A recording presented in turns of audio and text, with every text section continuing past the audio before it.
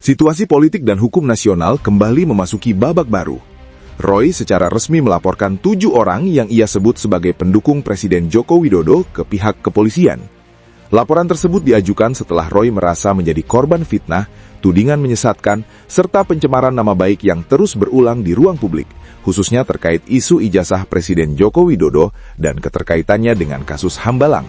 Saya datang ke SPKT, Sentra Pelayanan Kepolisian Terpadu, ya, untuk membuat atau membuka laporan polisi dan sudah keluar STTLB-nya /B /1/1/2026 SPKT Polda Metro Jaya, laporan saya, ya.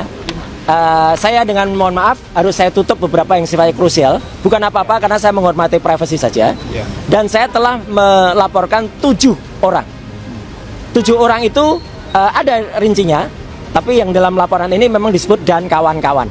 Ya, tapi dan kawan-kawannya pihak penyidik sudah mendapatkan karena kami sudah menyerahkan laporan berupa detail intinya seperti ini, lengkap dengan ada penjelasan di dalamnya tentang orang-orangnya, tentang buktinya, screen capture-nya, link-nya, bahkan juga transkripnya sudah kita berikan semuanya. Langkah hukum ini, lanjut Roy, merupakan jalan konstitusional yang ia tempuh sebagai warga negara. Ia menegaskan bahwa pelaporan tersebut bukan bertujuan untuk membungkam perbedaan pandangan politik, melainkan sebagai bentuk klarifikasi terbuka dan perlindungan hak atas nama baik. Pertama-tama saya mengucapkan selamat tahun baru kepada semua rekan-rekan media dan seluruh masyarakat Indonesia.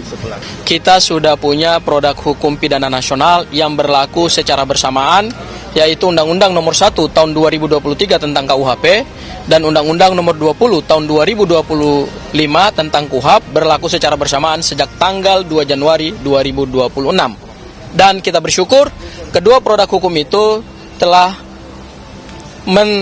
mewakili nilai-nilai Pancasila, kemudian Undang-Undang 45 dan kearifan lokal, karena di dalam hukum pidana material kita sudah diadopsi namanya peradilan adat atau nilai-nilai hukum adat di dalam hukum pidana material kita. Nah, tahun baru tentu selalu ada hal baru, tentu selalu ada semangat baru, tentu selalu ada spirit baru, dan tentu selalu ada optimisme baru, tetapi juga tentu selalu ada peristiwa-peristiwa hukum baru.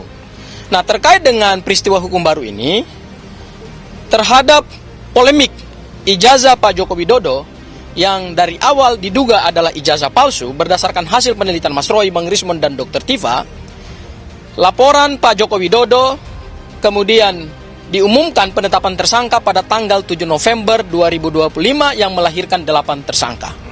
Hari ini, tanggal 8 Januari 2026, Mas Roy melaporkan 7 terlapor yang mereka tentu adalah pendukung Pak Joko Widodo. Angka 7 dan angka 8 telah menorehkan sejarah baru lagi, yaitu tanggal 7 November 2025 lahir 8 tersangka, pada 8 Januari hari ini lahir 7 terlapor. Ya, artinya angka 7 dan angka 8 ini melahirkan sejarah baru dalam konteks kekisruhan ijazah Pak Joko Widodo. Nah, perlu saya tegaskan bahwa apa yang dilaporkan oleh Mas Roy adalah dalam kapasitas sebagai seorang warga negara Indonesia, bukan dalam kapasitas sebagai tersangka. Ya, dahulu Pak Joko Widodo melaporkan Mas Roy dalam konteks sebagai terlapor. Hari ini kita masuk babak baru, ya, yaitu Mas Roy menjadi pelapor terhadap 7 orang yang kami duga itu adalah pendukung Pak Joko Widodo.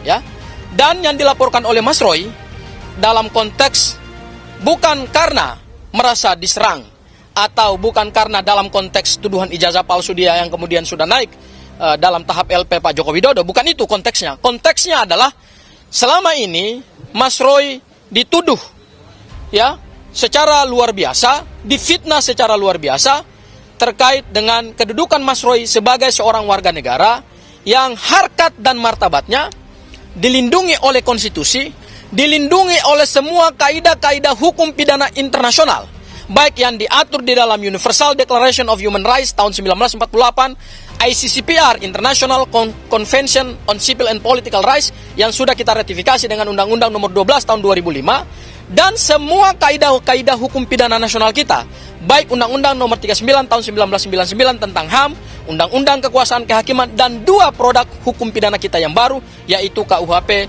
dan KUHAP yang baru. Yang dilakukan oleh Mas Roy adalah melaporkan 7 orang yang kalau kita lihat kualifikasi deliknya sama dengan yang dilaporkan oleh Pak Joko Widodo, yaitu dugaan pencemaran nama baik dan fitnah.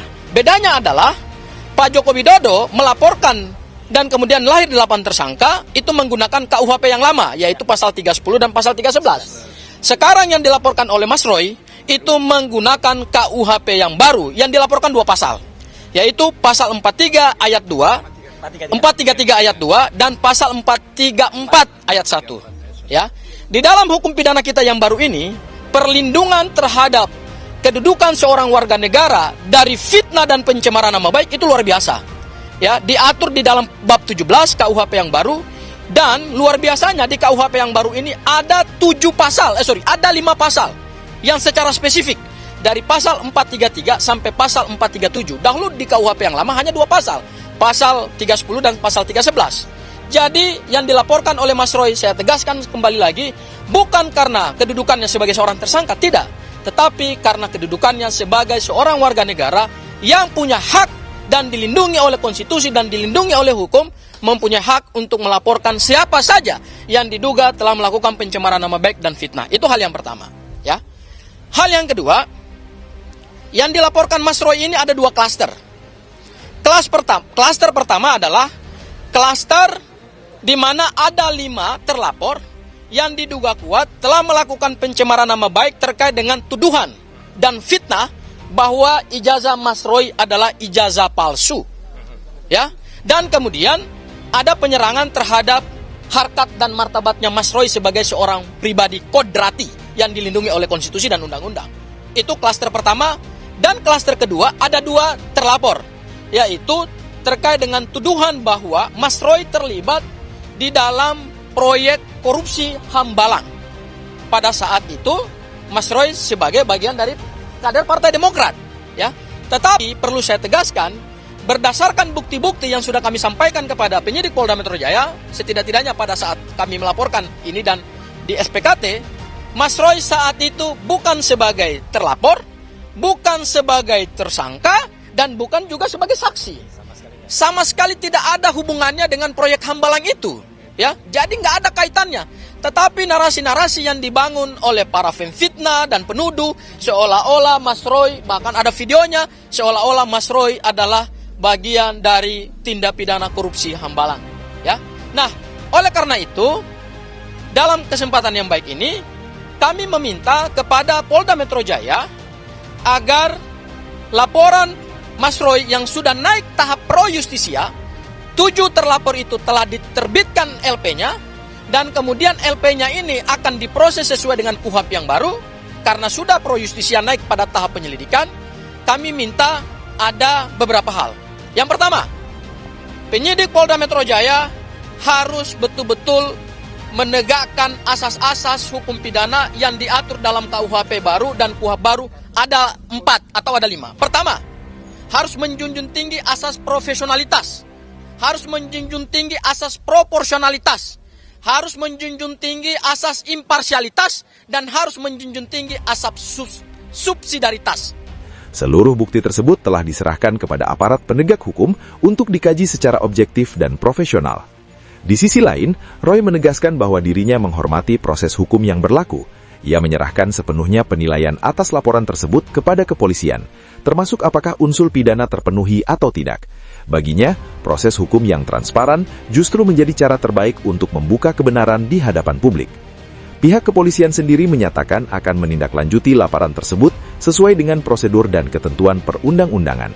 Aparat menegaskan bahwa setiap laporan masyarakat akan diproses secara adil dengan mengedepankan asas praduga tak bersalah dan pemeriksaan berbasis alat bukti.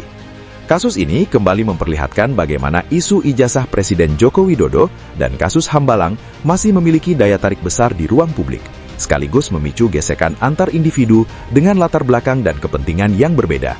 Polemik yang semula berkembang di ruang opini, kini mulai bergeser ke ranah hukum, menandai meningkatnya eskalasi konflik narasi.